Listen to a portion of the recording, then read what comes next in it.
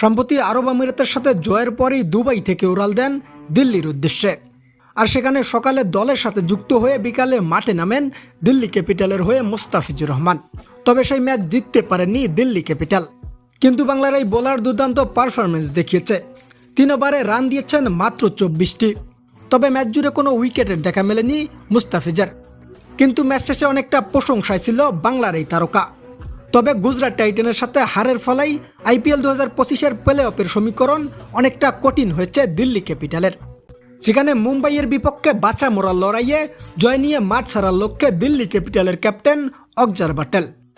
এর প্রেক্ষিতেই মুস্তাফিজুরকে দলের সেরা বোলারের অবস্থানে রাখছেন দিল্লি ক্যাপিটাল।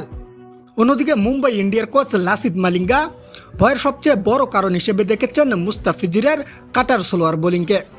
জানিয়েছেন মুম্বাই ইন্ডিয়ার ভয়ের একমাত্র কারণ হচ্ছে দিল্লি ক্যাপিটালের মুস্তাফিজুর রহমান।